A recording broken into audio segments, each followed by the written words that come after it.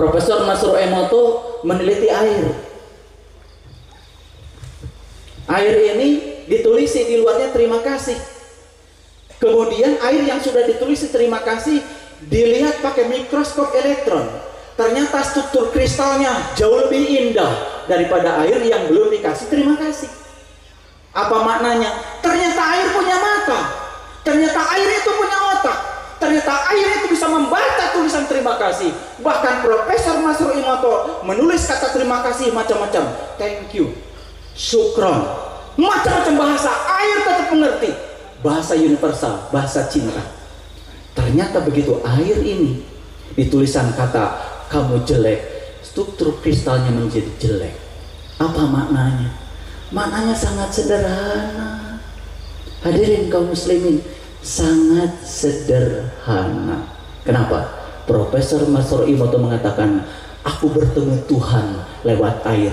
Bagi Profesor Masrur Emoto, menyelidiki air adalah thoriqoh. Itu jalan.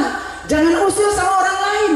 Setiap orang punya jalan sendiri-sendiri menuju Tuhan. Tetapi ada patron umumnya. Boleh. Tetapi ketika seseorang dikasih patron umum, kemudian menemukan guru sejatinya, dan guru sejatinya mengajarkan dia untuk menemukan patron khusus, karena tingkat kedewasaan ruhnya sudah berbeda dengan yang lain.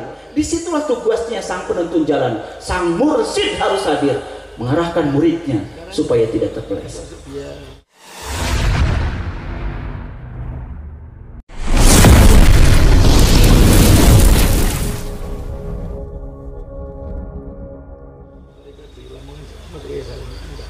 Dulu waktu kecil, SD saya pesantrennya NU, SMP saya pesantrennya Muhammadiyah, Darul Arqam, SMA saya pesantrennya Persis.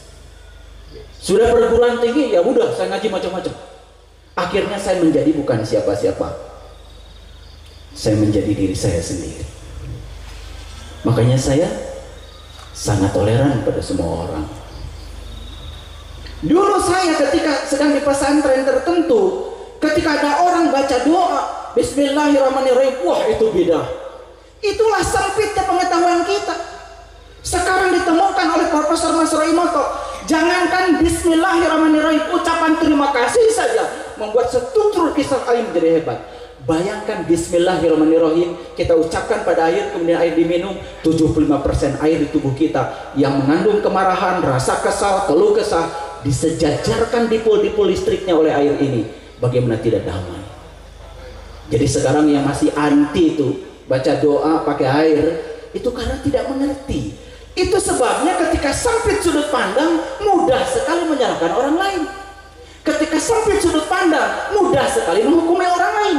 Padahal setiap salat kita membaca kalimat Maliki Yaumiddin, Maliki Yaumiddin. Hanya Allah yang berhak menghukum, hanya Allah yang berhak menilai. Tapi kita mencuri hak Allah, lalu seakan-akan kita yang paling berhak untuk menilai orang lain. Ini masuk surga, ini masuk neraka, seperti kita punya kapling sendiri. Kita sudah jadi Tuhan di situ. Makanya setiap sholat kita membaca ihdinas syiratal mustaqim, ihdinas syiratal mustaqim. Coba saya mau tanya, ketika baca ihdinas syiratal mustaqim, kita pakai logika saja. Apa artinya ihdinas syiratal mustaqim? Tunjuki aku ke jalan yang lurus. Saya tanya para santri, bahkan saya pernah ngasih kuliah agama, walaupun saya ahli fisika. Saya minta sama rektor, saya ngajar agama. Saya tanya mahasiswa, Syiratal Mustaqim artinya apa? Yang lulusan pesantren, jawabnya jalan yang diridhoi Allah. Saya bilang ngarang. Syiratal Mustaqim apa? Jalan kebaikan, ngarang. Itu persepsi yang dihadirkan untuk menjustifikasi sesuatu. Hadirin kaum muslimin, setiap ada istilah di Quran, di kalimat berikutnya pasti ada penjelasan. Mari kita buka sekarang. Ihdinas syiratal mustaqim, tunjuki aku ke jalan yang lurus. Apa jalan yang lurus? Jangan tanya otak kita, karena otak kita kadang-kadang suka salah. Tanya lagi Quran, syiratal ladzina an'amta alaihim, jalannya orang-orang yang telah diberi nikmat.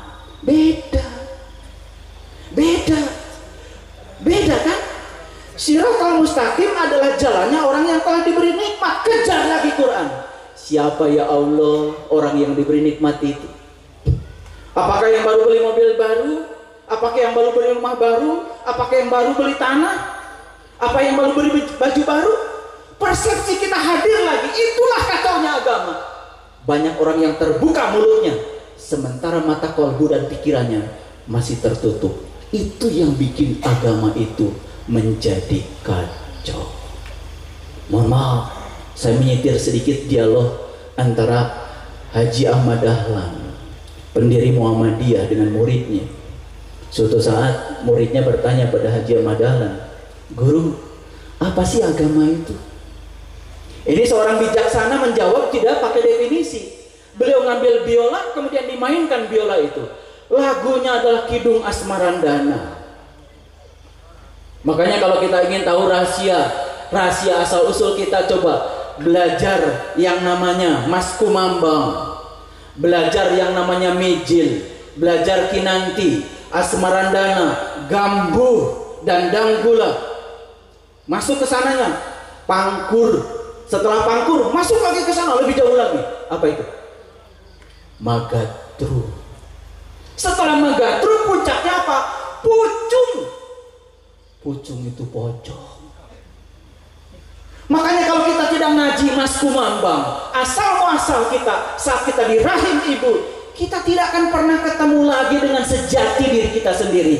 Agama hanya dilafalkan berulang-ulang, tapi tidak dialami, tidak akan meningkatkan kesadaran. Akhlak kita tidak akan pernah berubah. Dimainkanlah Kidung Asmarandana. Saat memainkan biola, karena Kiai Haji Ahmad Dahlan itu ahli memainkan musik, apa yang terjadi?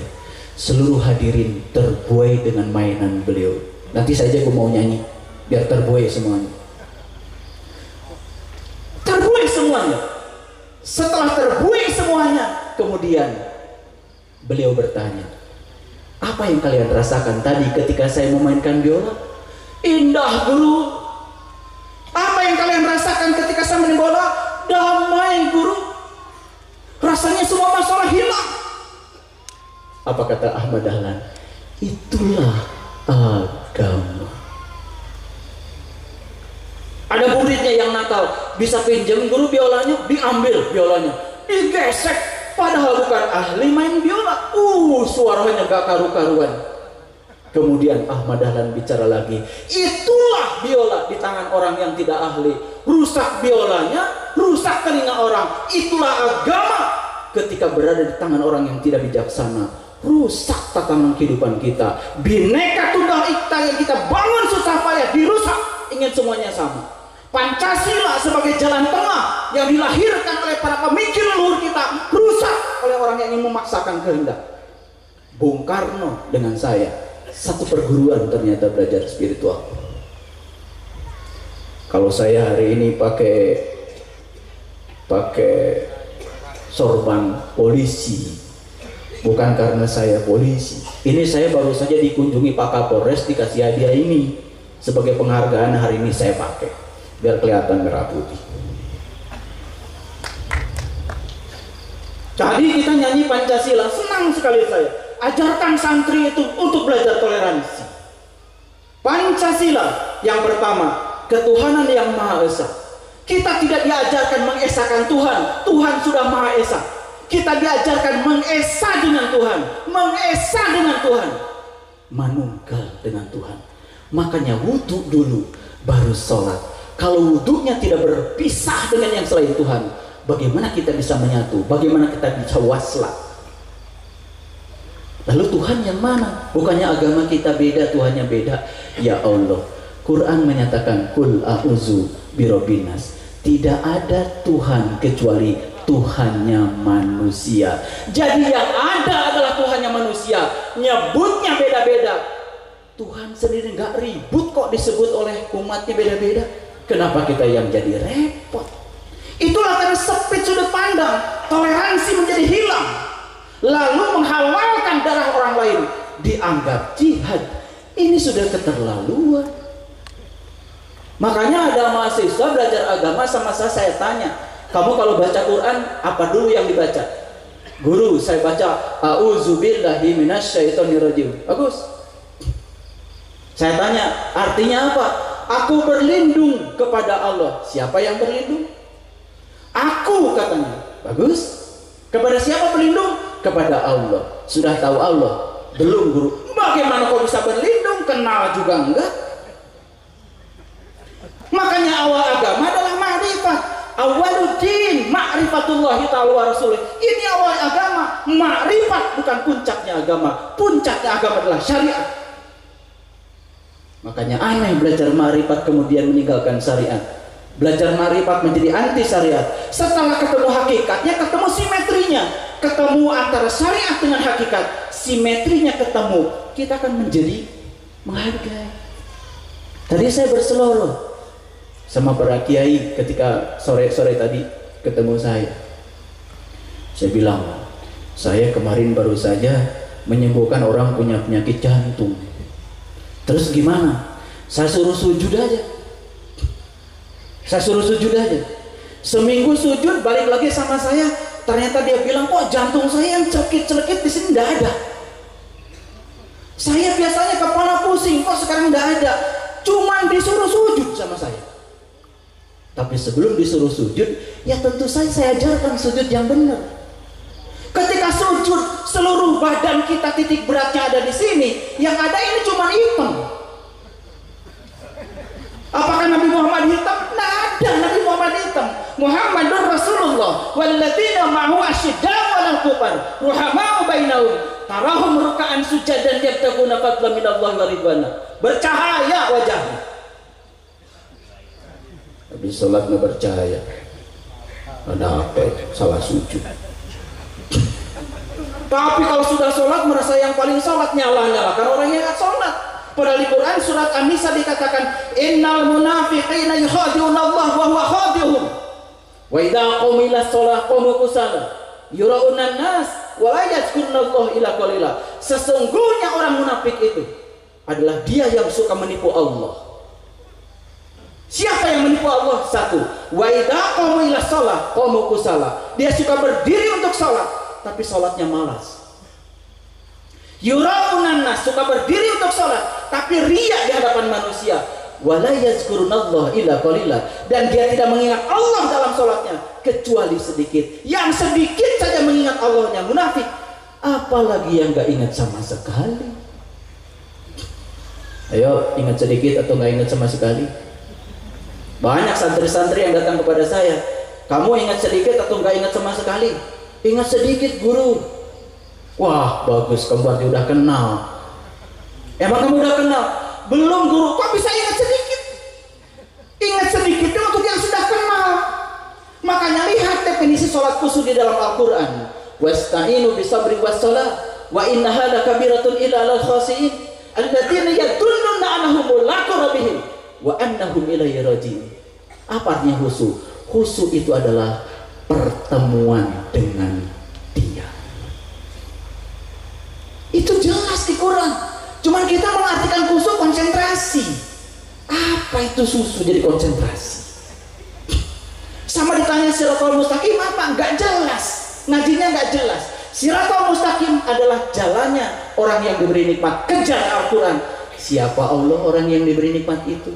Allah akan jawab, wa may yuti'illah wa rasulah faulaika ma'al ladzina an'ama Allahu 'alaihim minan nabiyyin wasiddiqin wasyuhada wassolihin. Siapa orang yang diberi nikmat itu? Minan nabiyyin, catat. Wasiddiqin, catat. Wasyuhada wassolihin. Sampai di situ sudah puas? Jangan puas. Nanti didefinisikan lagi, solihin adalah saya. Karena saya sudah pakai peci. Solihin adalah saya karena saya sudah pakai kerudung.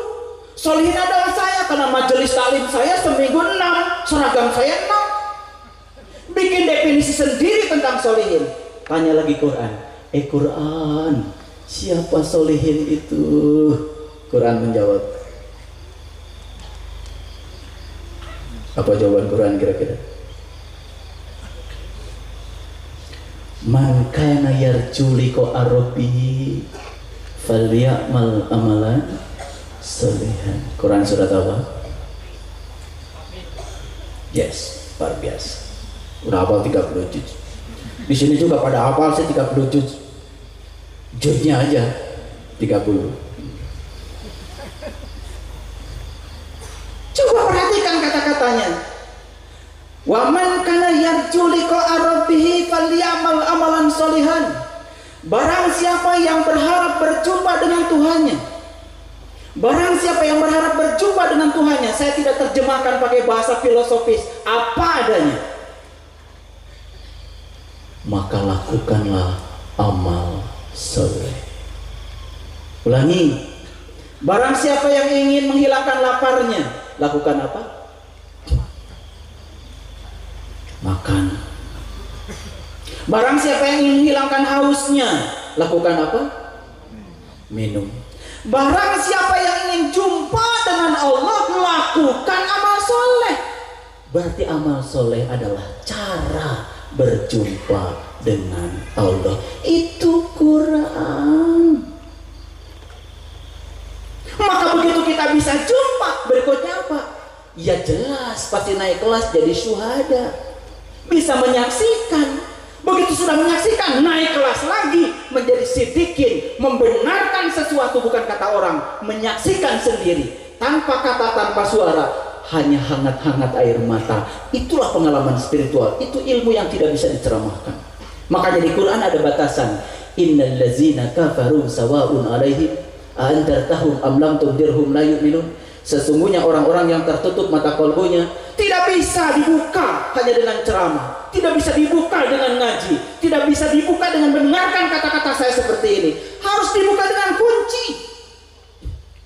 Ayo Bapak Ibu, sekarang datang ke depan pintu, ceramah nyeramin pintu, terbuka nggak pintu ini? Nggak bisa. Kalau ingin terbuka pintunya, ambil kuncinya, masukkan, cekrek. Di mana kunci itu adanya sekarang? Di mana kunci itu adanya sekarang?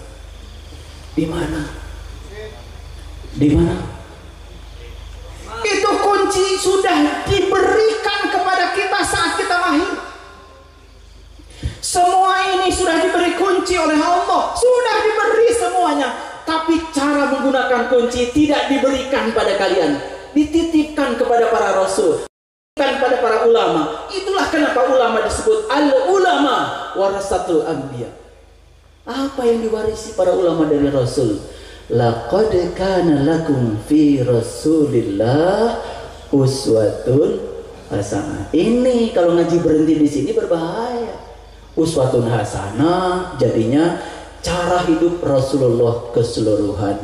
Karena Rasulullah makannya pakai 3 jari, lalu sampai di restoran Padang minta nasi setengah bola, kemudian minta pakai kuah, makannya pakai 3 jari. Kenapa? Ngikutin Rasulullah.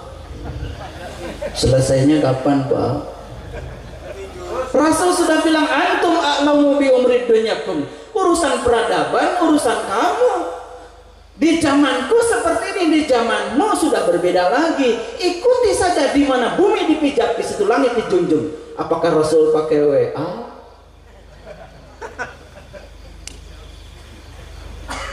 Ini urusan peradaban. Ya Rasul makanya pakai 3 jari. Kenapa? Karena beliau yang dimakan ya kurma sama roti. Ya kita makannya nasi pakai 3 jari, kapan selesainya?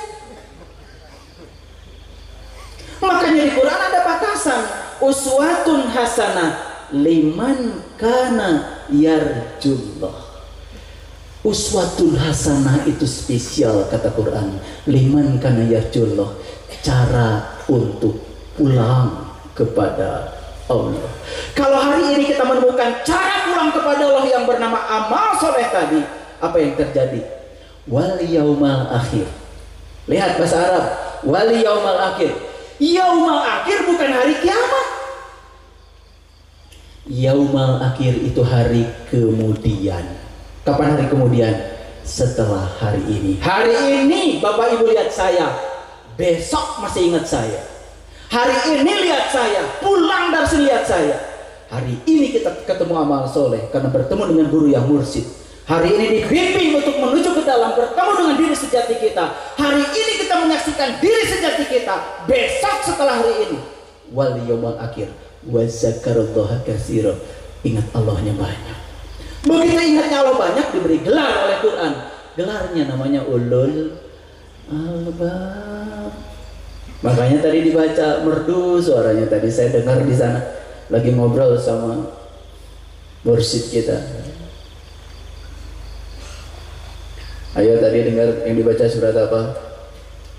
Inna fi khalqis samawati wal ard wa ikhtilafil laili wan nahar la ayati li ulil albab alladziina yazkuruna Allaha qiyaman wa qu'udan wa 'ala junubihim. Ulul albab itu jangan diartikan oleh otak kita juga.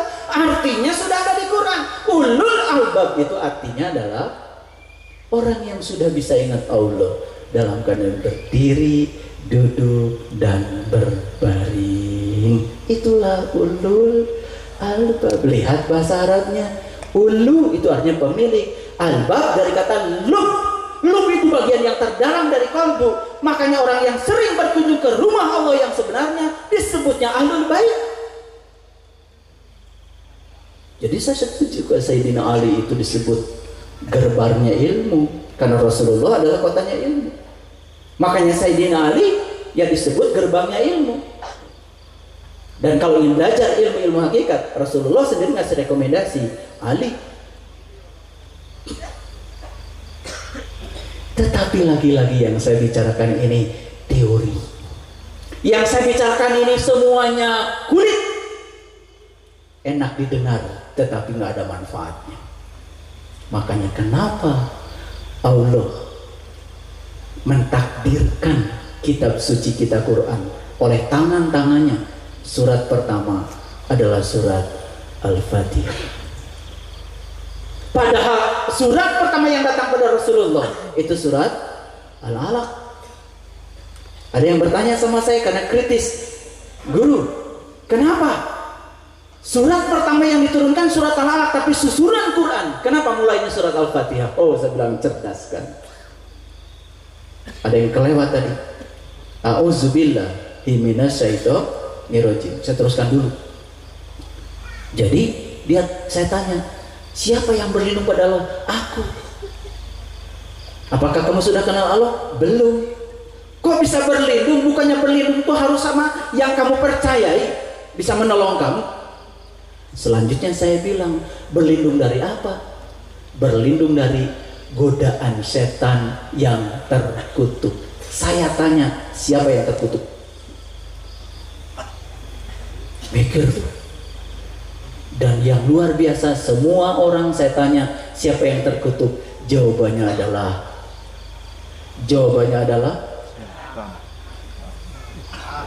setan.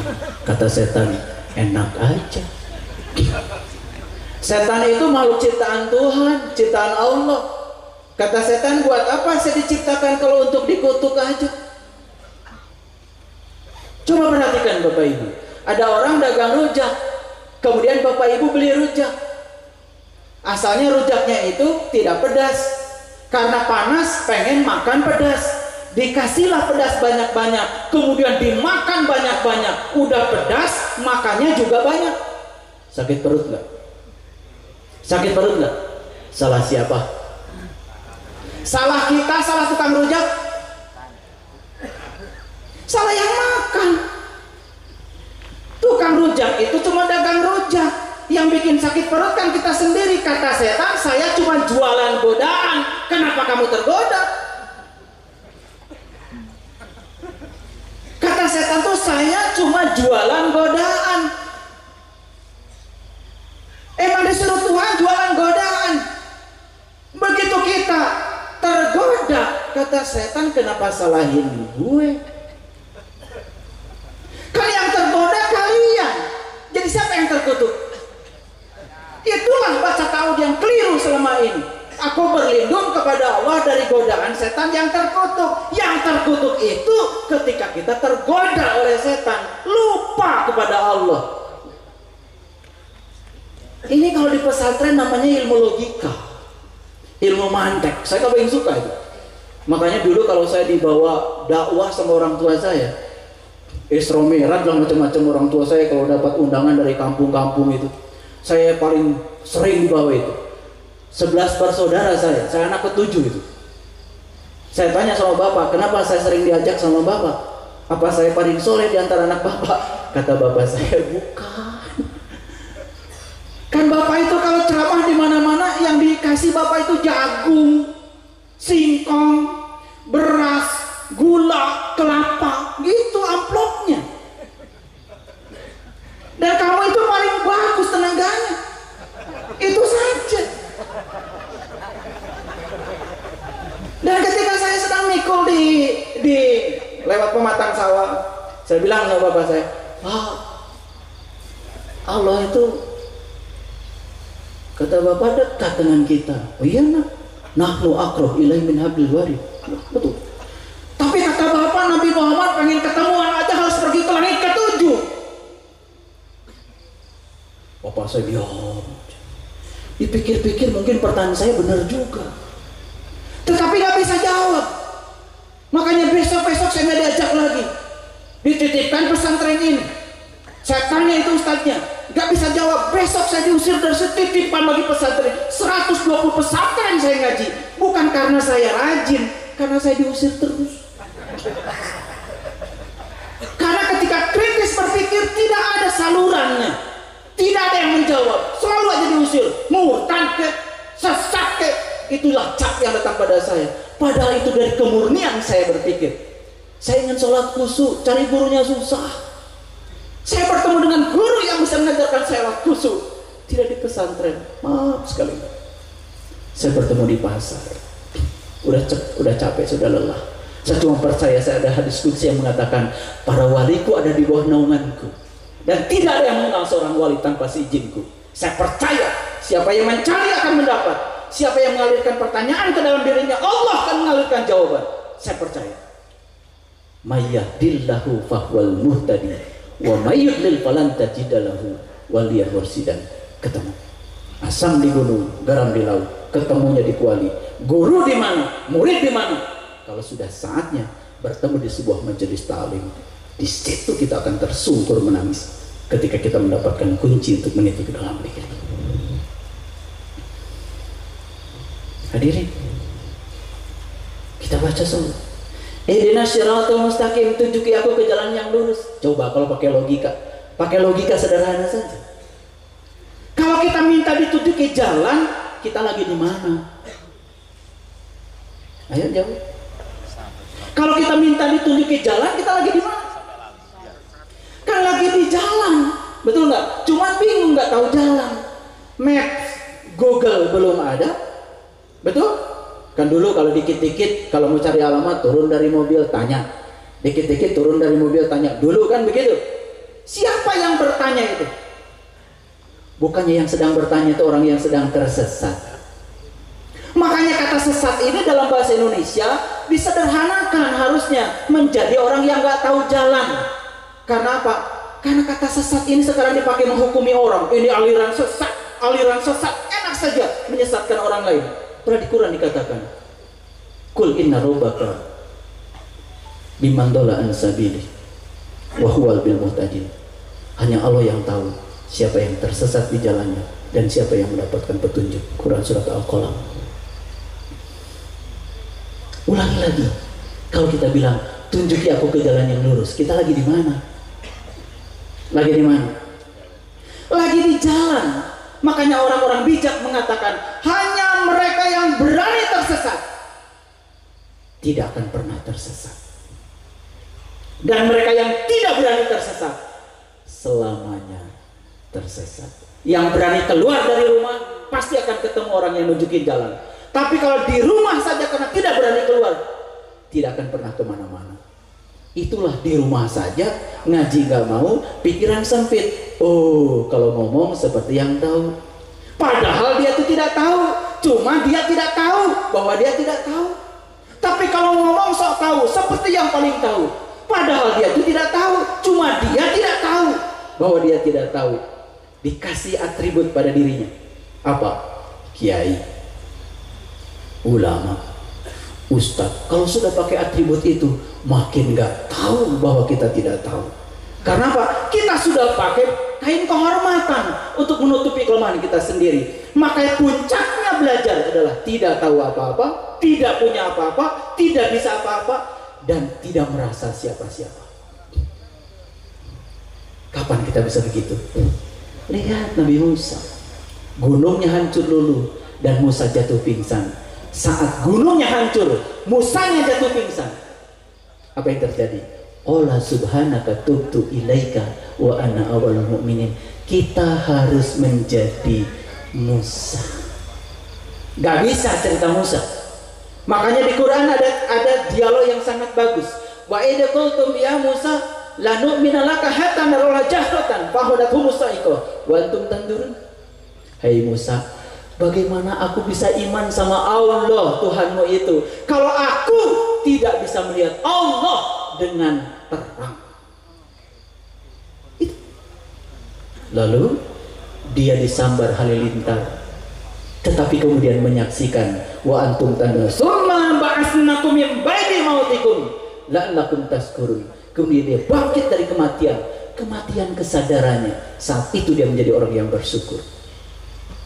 Makanya kata-kata takwa sering diucapkan. Takwa, takwa, takwa, takwa. Coba cari di Quran kata-kata takwa definisinya apa. Saya tunjukkan salah satu contoh di Quran surat Al-Baqarah ayat 63. Bunyinya seperti ini. Wa id akhadtu mitsaqakum wa rafa'na fawqakumut tur khudhu ma atainakum biquwwatin wazkuru ma fihi la'allakum tattaqun. La'allakum tattaqun artinya semoga Anda termasuk orang yang bertakwa. Apa cukup semoga? Apa cukup semoga? Semoga nggak cukup, harus ada ikhtiarnya. Kalau semoga aja tidak cukup, apalagi mudah-mudahan.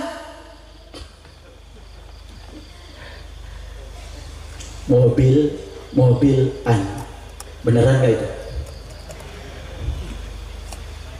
Mainan. Rumah-rumahan, beneran nggak? Polisi-polisian, anak TK. Betul nggak? Semua kata bahasa Indonesia yang dipungkas dengan akhiran an setelah diulang 2 kali bohong. Kawin-kawin an, bohong. Jadi mudah-mudahan, jangan dipakai kalimat untuk doa, bohong. Berarti mudah-mudahan sulit apa gampang? Sulit. Makanya ganti sekarang, jangan mudah-mudahan, semoga Anda menjadi orang yang bertakwa. Gimana caranya supaya takwa? Wa id akhadna mitsaqakum, ingatlah ketika aku mengambil janji darimu. Itulah baiat. Di sini ada para mursyid semuanya. Kenapa baiat itu menjadi penting? Wa id akhadna mitsaqakum, ingatlah ketika aku mengambil janji darimu. Baiat itu dari kata-kata baya'a. Sebetulnya baya'a itu bukan janji. Baya'a itu artinya jual beli. Kita jual diri kita kepada Allah dan Allah membelinya. Harus ada notaris, harus ada saksi. Siapa saksinya? Itulah para guru-guru mursyid. Kenapa kita berbaiat harus di depan para guru mursyid? Saya setuju. Walaupun Gus Yahya ini usianya 17 tahun, dari getaran-getaran saya yakin beliau ini ruhnya sudah jauh lebih tua daripada kita. Oleh karena itu harus kita hormati. Wa in akhadna mitsaqakum, setelah kita mengambil janji, jangan lupa berikutnya apa? Wa rafa'na fawqakumut tur. Apa katanya? Apa katanya? Angkat gunungmu. Wah, gunung diangkat. Kalau di Quran ada kata-kata gunung, percaya sama saya, selalu mengacu kepada puncak kesadaran yang tertinggi pada diri manusia, yang di Quran disebut Sidratil Muntaha. Sidratil muntaha bukan langit ketujuh. Sidrah artinya sadar, al-muntaha itu penghujung. Sidrah al-muntaha penghujung kesadaran. Nabi Muhammad liko kepada Allah di mana? Di puncak kesadarannya, bukan di suatu tempat, karena dia tidak terjebak oleh konsep ruang dan waktu. Laisa kamitslihi syai'un. Hati-hati belajar tauhid. Makanya lihat Quran surat An-Najm, walaqad ra'ahu nazlatan ukhra inda sidratil muntaha indaha jannatul ma'wa id yaksa sidrati ma yaksa. Makanya pencarian Nabi Ibrahim sebelum bertemu Tuhan diabadikan di Quran surat Al-An'am ayat 75, 76, 77, 78, 79 puncaknya. Apa yang terjadi? Pertama melihat bintang. Awas, hati-hati. Saya percaya Gus Yahya membakar kembang api itu hanya simbol. Kalian lihat bintang terdekat di langitmu di sini, bisa ada ilmunya. Kalau nggak bisa saya bantu. Bisa ada ilmunya, ada. Allahu nurus samawati wal ard. Masalu nurihi kamishkatin fiha misbah. Al misbahu fi jujajah. Ajujajatu ka'annaha kaukab. Temukan olehmu di miskat itu ada kaukab, ada bintang yang berkilauan. An-najmu saqib. Itu yang kemudian diabadikan di kitab Imam Al-Ghazali. Nama kitabnya Mishkatul Anwar. Mungkin orang pesantren tahu. Kalau belum baca Mishkatul Anwar, aduh sayang. Tetapi kitab Mishkatul Anwar tidak bisa dibaca, harus ketemu guru untuk mengalaminya. Quran surat An-Nur ayat 35 jangan dibaca, ketemu guru untuk mengalaminya. Sampai bertemu dengan pohon zaitun yang diberkahi, supaya kita bisa maulid yang sebenarnya. Tubuh kita ini sebetulnya bercahaya luar biasa. Makanya kalau di malam ini dibakar kembang api, sebetulnya pesan gurunya apa? Kalian harus menemukan cahaya sejati dalam diri kalian sendiri. Makanya di Quran surat Ar-Rahman dikatakan Rabbul Masyriqain wa Rabbul Maghribain. Makanya matahari ada dua, satu matahari jasmani di alam jasmani, satu lagi matahari rohani. Makanya di Quran surat Ar-Rahman matahari tersebut dua, Rabbul Masyriqain wa Rabbul Maghribain. Fa bi ayyi ala'i rabbikuma tukadziban. Temukan dua matahari itu. Kalau kita baru ketemu matahari yang itu satu, belum ketemu matahari yang lain, mohon maaf hadirin, gelap gulita sidratil muntaha kita. Mana gunung itu? Gunung itu nggak jauh dari sini. Gunung itu nggak jauh dari sini, puncak kesadaran. Sekarang coba saya buktikan. Kalau orang tidak punya kaki hidup, bisa jalan? Masih, walaupun cuma satu. Kalau orang nggak punya tangan masih hidup? Tapi kalau orang kena stroke, lihat, tidur karena apa? Terganggu kesadarannya. Kalau gitu, puncaknya kesadaran manusia di mana? Puncaknya kesadaran manusia itu adalah di sini. Makanya nggak usah jauh-jauh ngaji itu, meniti ke dalam diri. Kenapa? Ini kendaraan yang paling hebat yang disediakan Tuhan. Kalau ada torikoh yang bernama jalan, ada kendaraan. Kalau ada kendaraan, siapa penumpangnya? Tolong jawab, siapa penumpangnya? Siapa penumpangnya? Aduh, kasihan nggak tahu. Kalau ada penumpangnya harus ada sopirnya. Siapa sopirnya? Subhanallah. Jalannya sudah ada, kendaraannya sudah ada, supirnya itu ini kecerdasan, akal. Siapa penumpangnya? Jiwa, bukan ruh. Jiwa, bukan ruh. Nafs yang ada dalam diri kita. Nafs itu bagian dari ruh. Makanya di Quran dikatakan laqad kafaral ladzina qalu inallaha salisu salasa. Tertutuplah orang-orang yang mengatakan Allah salah satu dari yang tiga. Konsepsi tentang Allah adalah Nurullah, Nur Muhammad, Nur Insan. Asyhadu an la ilaha illallah wa asyhadu anna Muhammadar Rasulullah. Itu tidak bisa diucapkan. Syahadat itu adalah pengalaman spiritual yang harus dialami. Setelah disaksikan baru kita mengatakan. Pak polisi tidak mungkin menyuruh orang yang tidak menyaksikan untuk bersaksi. Bersaksi itu pakai mulut, tapi menyaksikan pakai mata.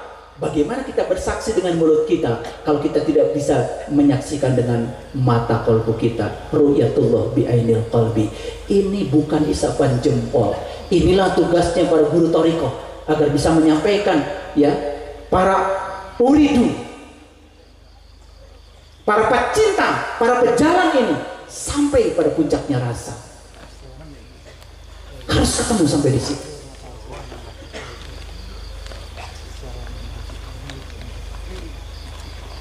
Harus sampai di situ. Kalau belum sampai di situ, subhanallah, kering. Saya tanya Bapak Ibu, hadirin sekalian, kemarin-kemarin musim kemarau banyak kebakaran nggak? Dengar nggak kebakaran? Kenapa ada kebakaran? Kebakaran itu sederhana. Puntung rokok dilempar kepada rumput yang kering. Satu puntung rokok sudah cukup menimbulkan api yang besar kalau rumputnya kering. Makanya satu ketersinggungan sudah membuat kita marah karena kitanya kering, jiwanya kering. Kenapa? Tidak mendapat matahari ruhani dari dalam. Sholat cuma sholat saja, sujud saja, gak tahu. Makanya yang jantung tadi kenapa sembuh, saya suruh sujud. Gimana cara sujudnya? Saya bilang, kita lihat beberapa hadis. Nabi Muhammad itu kalau sujud meletakkan seluruh beban tubuhnya di tangannya, bukan di sini. Ada teman saya, murid saya, dia itu guru besar kedokteran, dan saya tanya, coba teliti, kalau sujud itu semua beban tubuh itu ada di tangan, apa yang terjadi? Dia laporkan sama saya. Hasilnya apa? Ternyata saat dimana beban ada di tangan ini, jantung memompa darah jauh lebih kuat daripada ketika beban tubuh ada di sini. Saat jantung memompa darah, kita lagi sujud, apa yang terjadi? Darah dipompa jantung. Akibatnya apa? Pembuluh-pembuluh darah yang menyempit pun kebagian banyak darah. Begitu selesai itu yang namanya sujud, otak kita menjadi cerdas. Harusnya sholat itu bisa mengantarkan kita menjadi tambah mudah, tambah cerdas. Habis sholat ngantuk, itu ada masalah. Saya tidak bisa cerita keseluruhan ini, hanya cuplikan-cuplikan saja di ceramah yang seperti ini. Dan kita harus berbicara di tempat yang khusus, di majelis yang khusus, untuk berbicara hal yang khusus. Di sini kita hanya berbicara hal-hal yang umum. Karena apa? Ceramah itu bukan santapan rohani. Ceramah itu hanya untuk mengubah pikiran kita supaya lebih berkembang. Santapan rohani bukan ceramah. Ruh itu adalah nur. Makanannya ruh, tentu nur juga. Bagaimana ruh itu bisa mendapatkan santapan dengan kata-kata yang seperti ini? Tidak akan dapat. Makanya jangan GR. Kalau sudah dengar ceramah, jangan bilang habis santapan rohani. Itu baru dengerin ceramah. Santapan rohani ya bukan begitu. Ruh itu adalah nur, makanannya nur. Makanannya ruh, ya tentu harus nur juga. Gimana caranya? Gak bisa saya ceritakan di sini. Itu harus masuk ke kelas khusus. Itulah pentingnya halwat. Makanya sebelum halwat minta dibimbing dulu sama guru. Supaya apa? Supaya bertemu bukan dengan kembang api yang di luar, ketemu dengan kembang api yang di dalam yang sesungguhnya. فَإِذَا سَقَطِ السَّمَاءُ فَكَانَتْ وَرْدَةً كَالدِّهَانِ فَبِأَيِّ آلَاءِ رَبِّكُمَا تُكَذِّبَانِ. Ketika langit rohanimu terbuka, saat itu kau akan menyaksikan mawar merah seperti kilapan. Itu nyata, bisa kita saksikan. Makanya diabadikan di Quran surat Al-Insyiqaq. Idas sama'un saqat wa adinat li rabbiha wa huqat wa idal ardu mudat wa alqat ma fiha wa takhalat. Ya ayyuhal insan innaka kadihun ila rabbika kadhan famulaki. Hai insan, sungguh Anda telah bekerja dengan sungguh-sungguh menemui Tuhan hingga kamu bisa menemuinya. Dipanggilnya tuh bukan basar lagi, dipanggilnya insan. Ada 3 tingkatan manusia, 1 basar, 2 insan, yang ketiga nas. Sebelum mencapai tingkatan nas, bashar dulu. Kalau sudah insan, itu sudah mulai bertorikoh. Ya ayuhal insan innaka kadihun ila rabbika kadhan famulaki. Itu baru dipanggilnya insan, karena sudah ada di tracknya, sudah ada on the tracknya, sudah di relnya untuk menuju ke sana, sudah punya tujuan, sudah ada penumpangnya, sudah ada supirnya, sudah ada kendaraannya. Satu lagi ada dalam diri kita tuh kondekturnya. Pernah naik bis nggak? Kalau bis itu biasanya ada sopirnya, ada penumpangnya, ada kondekturnya.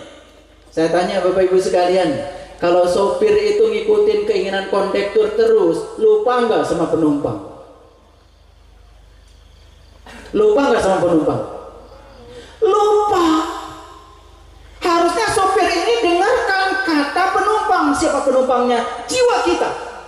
Siapa kondekturnya? Kondektur itu adalah hawa nafsu dan keinginan-keinginan kita. Mari kita tanya sekarang, pikiran ini sering mendengarkan hawa nafsu kita atau jiwa kita? Ayo jawab. Sudah semuanya menjawab. Saya dengar itu.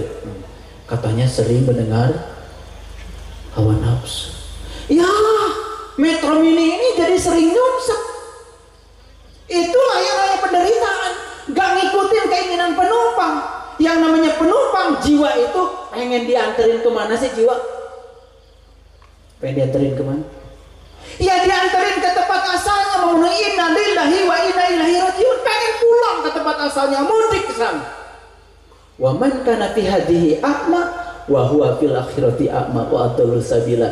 Siapa yang tidak jumpa di dunia, gak akan jumpa di akhirat dan jalannya lebih sesat. Pengen segera ketemu sekarang supaya mudiknya ntar gak salah jalan. Makanya man rabbuka. Siapa yang nanya gitu? Siapa yang nanya gitu? Malaikat siapa? Siapa? Oh, udah pintar-pintar. Bener ini ngajinya. Malaikat munkar, nakir. Di mana nanyanya? Di mana ayo? Di kubur. Lagi hidup aja nggak bisa jawab, apalagi udah mati. Sekarang dia udah masih hidup nggak bisa jawab, apalagi entar. Itu pertanyaan bukan di kuburan sono, di kuburan sini. Siapa yang terkubur? Yang terkubur adalah jiwa kita. Pertanyaan itu datang dari jiwa kita. Siapa saya? Dari mana saya datang? Kemana saya akan pulang? Apa tugas saya di sini? Itu pertanyaan sekarang datang dari sini. Makanya mereka yang di dalamnya berkecamuk dan datang di sini ikut ngaji malam ini. Man rabbuka. Siapa yang nanya? Yang nanya ya itu kita sendiri. Diberi nama si penanya itu munkar, nakir. Gak apa-apa kasih nama biar gak susah. Karena kalau semua yang ada di sini namanya Udin juga saya bingung manggilnya. Betul nggak? Dikasih nama biar gak susah. Setelah bertanya siapa Tuhanmu, siapa Tuhanmu, mulai apa? Mulai kita bergerak mencari. Betul? Cari siapa? Cari siapa? Ayo, cari siapa? Sudah bertanya, man rabbuka, siapa Tuhanmu? Bergerak, cari siapa? Cari siapa? Ya cari guru. Begitu ketemu guru, guru bilang, gini, kamu kan asalnya dari rahim ibumu. Saat diciptakan sempurna, kemudian Allah tiupkan ruhku ke dalam dirimu. Setelah ditiupkan ruhku ke dalam dirimu, lalu kamu ditanya oleh Allah, alastu birabbikum, apakah aku ini Tuhan? Kamu pada saat itu menjawab, qalu bala syahidna. Ya, aku menyaksikan. Saat itu keadaanmu seperti apa? Saat itu kita berenang di lautan ketuban, di alam mas kumambang. Telinga ditutup oleh ketuban, mata ditutup ketuban, hidung ditutup ketuban, mulut ditutup ketuban. Tidak mendengar, tidak melihat, tidak bernapas, tidak bicara. Bukankah itu mati? Bukankah itu mati? Makanya leluhur kita di Jawa Timur ngajarin sama kita harus bisa mati sak jeroni urip. kata Nabi, antal maut qalbal maut. Harus bisa mengalami kembali apa yang dialami di rahim ibu. Di mana? Di sini sekarang. Kalau gitu harus ketemu malaikat Ijroil, sang pencabut nyawa. Tuh. Supaya apa? Supaya ketemu malaikat Israfil. Dan nanti kita akan ketemu dengan yang lain-lainnya. 10 malaikat itu sudah ada di sini, di dalam diri kita. Cuman kita selama ini abai, nggak pernah peduli, sibuk mencari di luar diri kita, lalu kita lupa meniti ke dalam diri kita. Apa akibatnya? Akibatnya kita tidak menemukan mutiara sejati dalam diri kita. Sampai hari ini kita masih bingung, takut menghadapi kehidupan, takut menghadapi kematian. Dua-duanya menakutkan. Umur terus bertambah, terus kita berusaha untuk mengumpulkan yang akan ditinggalkan. Kita pun sering lupa, sesungguhnya semua yang kita kumpulkan hanya untuk kita tinggalkan, dan semua yang kita bagikan itulah yang akan kita bawa. Maka bahagia ada dua, ada bahagia karena mendapat, ada bahagia karena memberi. Pilih mana? Pilih mana? Pilih bahagia karena mendapat atau bahagia karena memberi? Pilih mana? Subhanallah. Kalau bahagia karena mendapat, itu sedang memenuhi ego kita. Tapi kalau bahagia karena memberi, kita sedang melepaskan keakuan kita. Bahagia ketika mendapat mengotori jiwa kita. Tapi bahagia karena kita memberi, membersihkan jiwa kita. Itulah wudu. Makanya kalau ingin bersih jiwa kita, sering memberi. Saya nggak punya uang, saya punyanya ilmu, ngasih ilmu. Saya nggak punya ilmu, saya bisanya tenaga, ngasih tenaga. Saya nggak punya ilmu, nggak punya tenaga, ngasih perhatian. Masa sih nggak bisa? Ilmu nggak punya, perhatian nggak punya, senyum aja, masa nggak bisa? Semua kita bisa memberi, karena cinta itu tidak diajarkan. Cinta itu alami. Yang diajarkan itu adalah kebencian. Makanya mohon maaf, ya, anak kita dari kecil begitu lahir dikasih merek oleh kita, agamanya apa. Setelah itu anak kita disuruh ngaku, ya, kamu kalau ditanya agamanya ini ya, dan kamu kalau ditanya orang beriman apa bukan, orang beriman ya. Kita sudah ngasih merek sama anak kita, tapi kita lupa untuk meluruskan kembali supaya pengakuan itu sesuai dengan yang diaku. Itulah tugasnya orang tua. Hadirin kaum muslimin, ini ngaji. Udah ngantuk belum? Ya kalau ngantuk, saya berhenti sampai di sini. Sampai pagi. Ya, baik. Capek nggak? Nah, iya. Yang duduk masa capek? Yang capek tuh yang berdiri. Mas saya tanya tadi sama Gus Yahya, ini kalau ngaji di sini berapa jam? Oh, di sini ngaji sampai pagi, nggak apa-apa, itu udah biasa. Ayo tepuk tangan dulu buat semuanya. Tapi sekali lagi yang saya sampaikan, ini kulit. Sekali lagi, ini kulit. Makanya di Quran surat Al-Imran ayat 49, nanti pulang dari sini tolong buka ayat itu. Ada 3 penyakit manusia yang harus disembuhkan. 1, penyakit buta. 2, penyakit kulit. 3, penyakit lupa. 1, penyakit buta. Buta apa? Buta mata kolbu. Yang kedua, penyakit kulit. Ngerti agamanya, kulitnya saja. Yang ketiga, yaitu penyakit lupa. Itu diabadikan tuh 3 penyakit itu. Makanya Quran surat Al-Imran ayat 49 diawali dengan kata-kata begini. Wa rasulan ila bani Israel. Wa rasulan ila bani Israel. Dan Rasul bertemu dengan Bani Israel. Siapa Bani Israel? Bani Israel adalah orang yang sedang berjalan menuju Tuhan. Dari mana jalannya? Minal Masjidil Haram ilal Masjidil Aqsa. Masjidil Haram di mana? Di mana? Di Makkah. Masjidil Aqsa di mana? Di Palestina. Saya kemarin masuk Palestina susahnya auzubillah. Hanya pengen masuk ke Masjid Buraq susahnya auzubillah. Sudah pisahnya bolak-balik gak jadi-jadi. Sudah nyampe sana juga lewat pintu mana-mana susah. Saya lewat Hebron, coba ingin masuk ke sana susah sekali. Masjidil Aqsa itu bahasa Arab, arti tempat yang jauh, sejauh kita mencari. Begitu kita bertemu dengan guru yang mursyid dan kita bisa mengetahui jati diri kita sendiri, hakikatnya kita sudah sampai di Masjidil Aqsa. Perjalanan kita dari lahir sudah sampai di pencarian kita. Itu yang sesungguhnya. Kalau ke sana itu berat di ongkos. Yang punya uang aja belum tentu bisa ke sana kok. Susah dapat visa. Iya.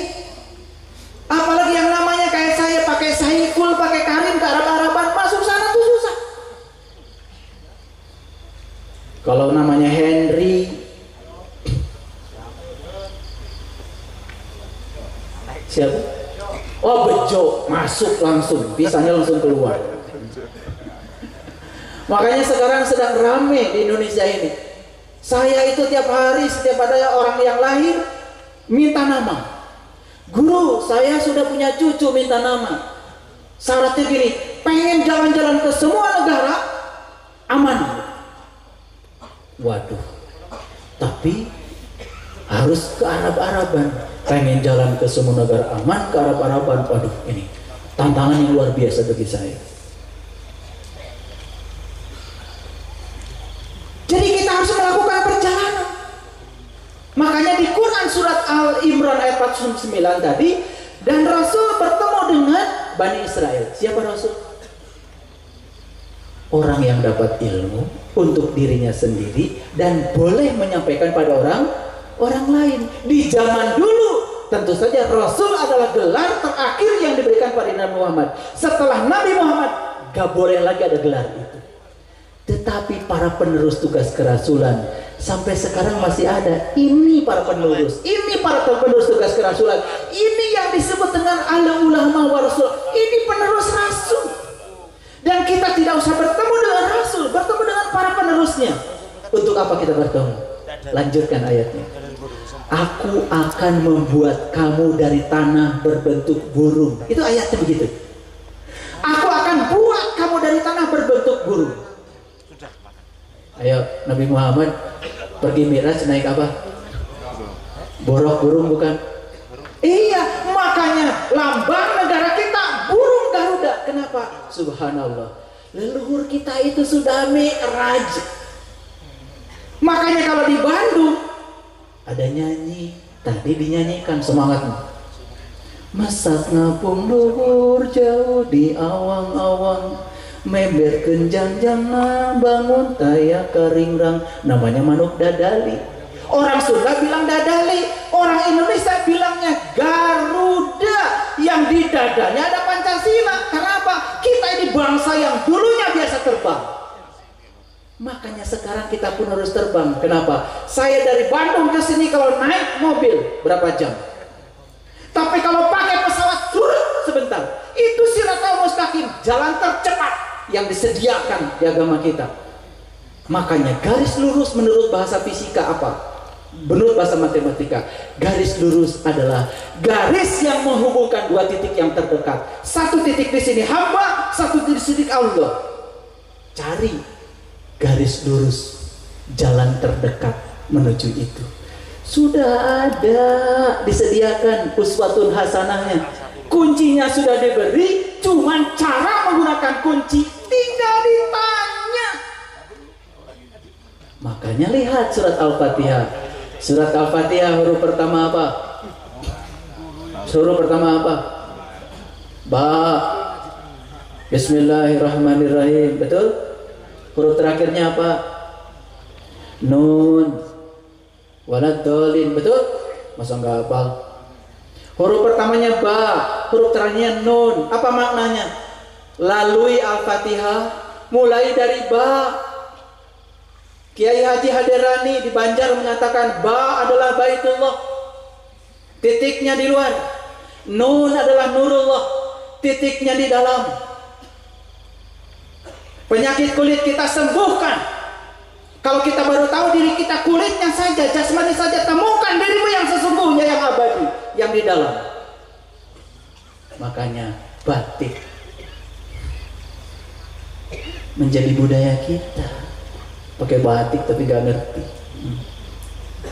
Batik temukan di lubangnya apa? Langit dan bumi tidak akan cukup menampung zatku, tapi kalau punya orang yang beriman, itulah rumahku.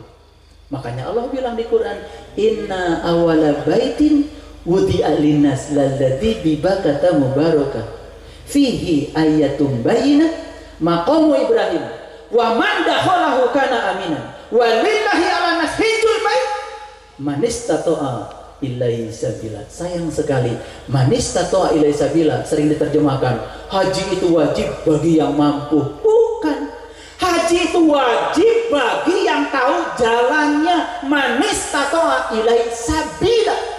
Kok jadi mampu? Itulah karena dipersepsi. Sekarang ini yang mampu pun belum tentu bisa haji kalau harus pergi ke sana. Saya bukan anti ke sana, saya pembimbing haji. Tetapi pergi ke sana, kalau belum pergi ke sini, nyampe di sana cuma muter. Saya kemarin pulang umroh. Saya tanya, kamu udah berapa kali haji? Berapa kali umroh? 3 kali haji, Pak. Saya sudah 11 kali umroh. Gimana? Mutar 7 putaran sudah biasa? Sudah biasa. Dari mana mulainya? Dari Hajar Aswad. Mengapa mulainya dari Hajar Aswad? Mulai bingung. Kan Ka'bahnya kotak, kenapa muternya nggak kotak? Kenapa muternya lingkaran? Tambah bingung. 11 kali umroh, 3 kali haji. Saya bilang, kenapa kamu pakai kain ihram? Istrimu nggak pakai kain ihram? Tambah bingung. Kenapa harus melintasi Multajam? Kenapa harus lewat pintu Ka'bah? Kenapa lewat makam Ibrahim? Kenapa lewat Hijr Ismail? Kenapa di rukun Yamani kau harus istiqam? Bismillahirrahmanirrahim. Gak ngerti. Setelah itu kemudian sa'i.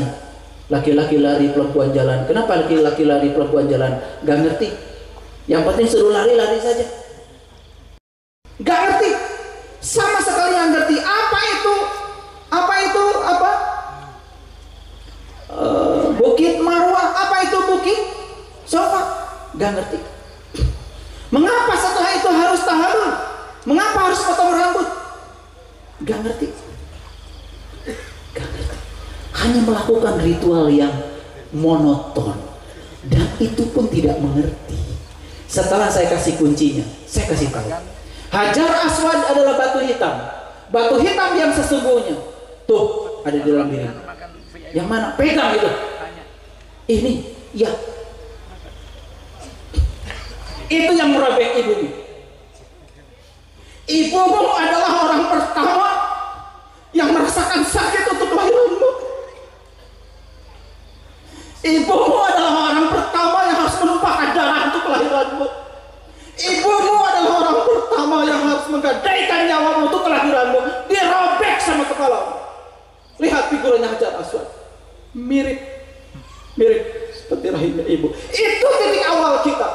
Saya tanya, sebelum kamu haji umroh kamu pamit dulu sama ibu? Tidak. Sebelum kami haji dan umroh kamu minta maaf sama ibu? Tidak. Terus ibumu di mana? Masih hidup? Masih. Ibuku sudah tua. Sekarang saya titipkan di panti asuhan.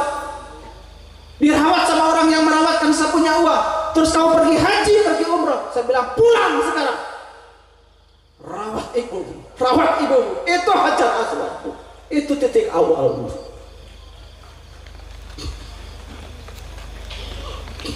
Saya tanya lagi, kok punya istri? Punya. Di mana sekarang istri? Saya sudah bercerai. Kenapa bercerai? Karena saya tidak sanggup lagi untuk bersama dia. Kenapa? Karena terlalu banyak perbedaan. Bukankah rumah tangga latihan menerima perbedaan? Bukankah kalau kau sakiti istrimu, kau sakiti ibumu? Nangis. Sampai akhirnya saya suruh telepon pada istrinya, saya selok usutnya. Begitu malam-malam saya ajak untuk muter. Demi Allah saya bukan berbohong. Pagi-pagi dia datang saya menangis. Kok kulit saya sekarang masih hangat, katanya guru. Kenapa? Saya tadi malam berputar, saya menyaksikan matahari begitu dekat dari saya. Saya tidak silau melihat itu. Sampai sekarang saya masih bisa menyaksikan itu, masih bisa mengingat itu. Bahkan saya tidak melihat Ka'bah lagi, yang ada cuma matahari itu. semuanya adalah cahaya. Saya bilang itu pada masarna, pada masarmu yang sesungguhnya Allah sudah tunjukkan padamu sekarang. Kuncinya cuma satu, hanya suruh minta maaf pada ibu. Hadir, saya tidak akan bahas itu terlalu jauh.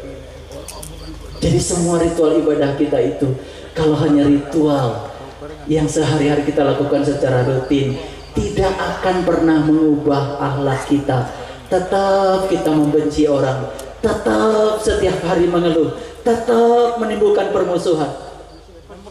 Tidak ada yang berubah, tidak ada yang berubah. Karena apa?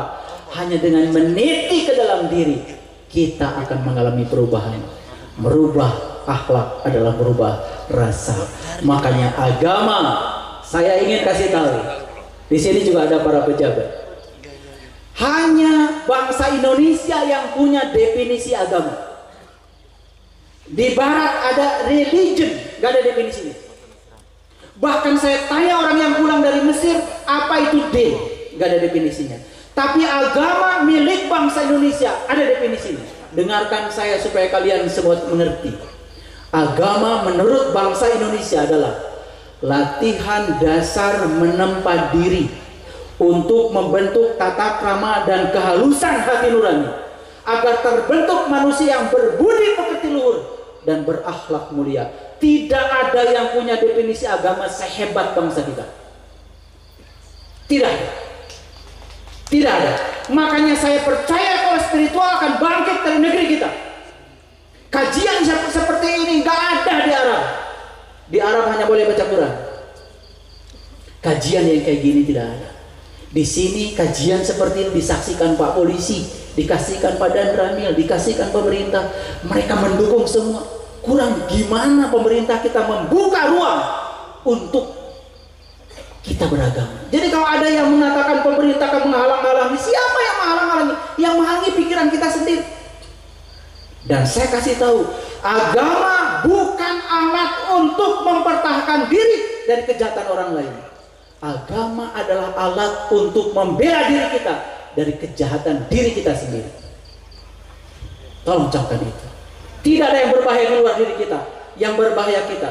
Kalian tadi malam tidak tahajud, tidak dilarang polisi, tidak dilarang tentara, karena kemalasan kalian sendiri. Sayang mau bangun, betul? Jadi agama bukan untuk melindungi kita dari kejahatan siapapun. Tidak ada orang yang jahat di luar kita. Karena orang yang paling jahat kepada kita adalah diri kita sendiri. Pernah sakit perut nggak? Siapa yang bilang yang menyebabkan sakit perut? Bukannya kita yang ngasih makanan sembarangan. Tangannya tangan kita, mulutnya mulut kita. Emang pakai tangan orang lain? Nggak ada. Jadi nggak ada yang jahat di luar diri kita.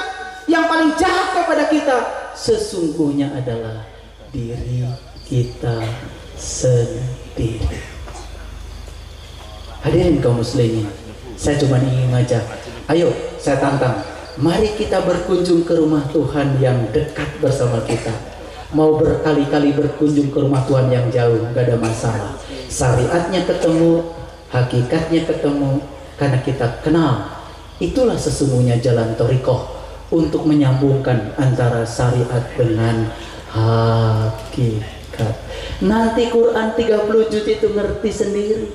Begitu kita sudah menyatu dengan Tuhan yang Maha Pengasih, Tuhan yang Maha Penyayang, Tuhan tidak pernah menghukum, Tuhan tidak pernah menciptakan neraka.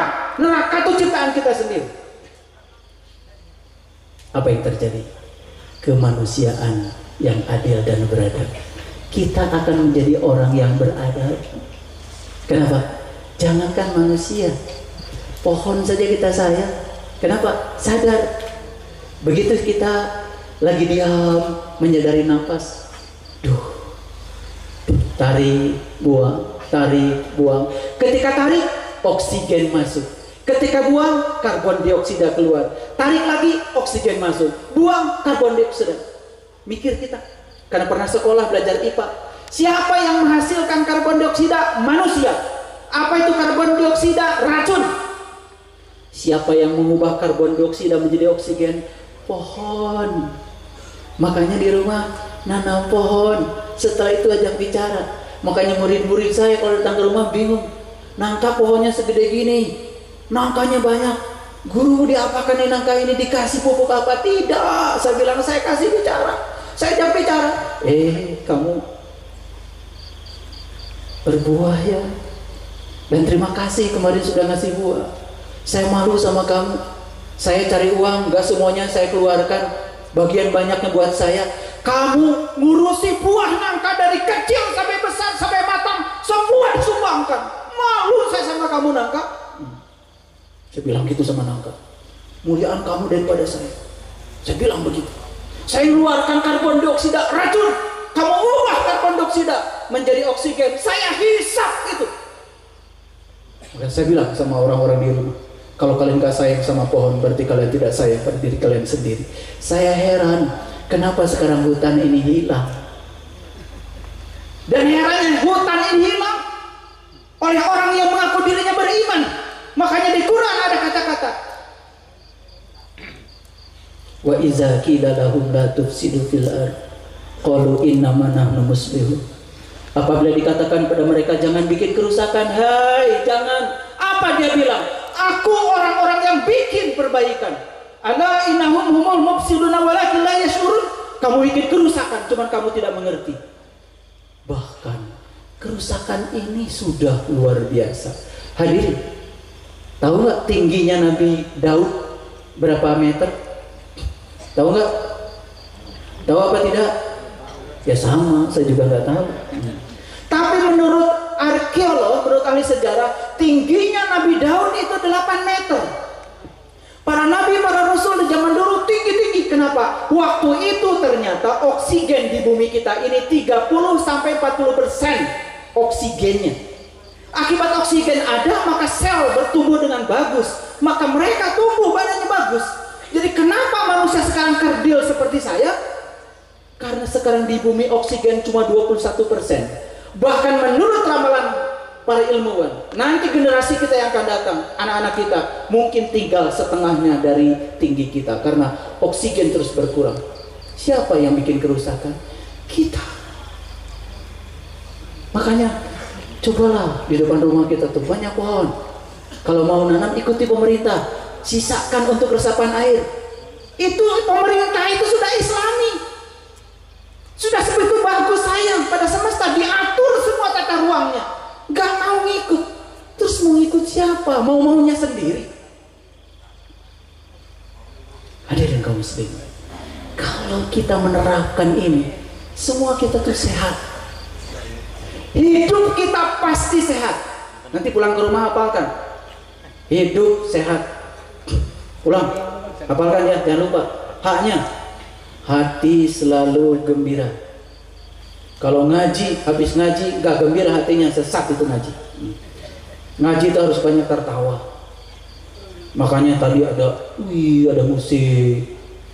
Makanya saya gak cerita neraka. Takut nanti pulang dari sini stres semua. Saya juga gak cerita surga, karena saya gak mau janji-janji, karena bukan punya saya. Jadi orang baik saja. Begitu yang pertama sudah ketemu, yang kedua kemanusiaan bertemu, yang ketiga persatuan. Kita semua saudara. Inna robbakum kul inna robbaka ahato binas. Sesungguhnya Tuhanmu meliputi segala manusia. Berarti Tuhan meliputi Anda, meliputi Anda, meliputi Anda. Kalau saya menyakiti orang lain, jadi menyakiti Tuhan juga. Maka kerakyatan yang dipimpin oleh hikmah dan kebijaksanaan. Negara kita itu dipimpin oleh hikmah dan kebijaksanaan. Maka puncaknya adalah keadilan sosial. Aduh, Pancasila itu Islami. Rumusan yang paling luar biasa dari kecerdasan spiritual para leluhur kita. Saya kagum dengan leluhur kita. Makanya sekarang semua bangsa di dunia belajar sama kita. Lihat sekarang di Timur Tengah. Lihat ke sana. Boro-boro untuk sholat di Suriah, boro-boro untuk hidup seperti kita, ngaji seperti ini, hanya untuk bisa tidur saja susah. Karena apa? Perang saudara. Dari mana mulanya? Dari merasa benar sendiri lalu nyalah-nyalahkan orang. Sekarang kita jaga dengan thariqah ini kita jaga persaudaraan. Saya percaya putra putri dari Gus Yahya semoga menjadi cahaya bagi semesta. Cahaya bagi semesta. Mari kita pamerkan akhlak kita. Gak usah dipamerkan ilmunya. Pamerkan akhlak kita. Gak usah dipamerkan identitas keyakinan kita. Gak perlu. Pamerkan akhlak kita. Dengan pameran akhlak seperti yang dialami para rasul, para nabi, dunia bisa berubah. Makanya kalau saya ditanya, guru, bagaimana saya ingin berkontribusi mendamaikan dunia? Jawaban saya sederhana. Kalau ingin berkontribusi mendamaikan dunia, sederhana saja. Pulang ke rumah, sayangi keluargamu. Pulang ke rumah, sayangi keluarga. Kalau keluarga sudah disayangi oleh kita, nanti juga akan menjadi orang-orang yang bahagia. Ditularkan ke tetangga. Dalam sekejap, semesta ini menjadi luar biasa. Makanya tokoh besar dunia, ya, pemenang hadiah Nobel, saya tidak akan sebut namanya, takut alergi. Ketika ditanya, apa agama yang terbaik menurut Anda? Jawabannya bijaksana. Agama yang terbaik adalah agama yang mengantarkan penganutnya lebih baik, lebih damai, lebih sopan, lebih tata krama, lebih santun, lebih toleran, bisa menerima perbedaan. Itu jawabannya.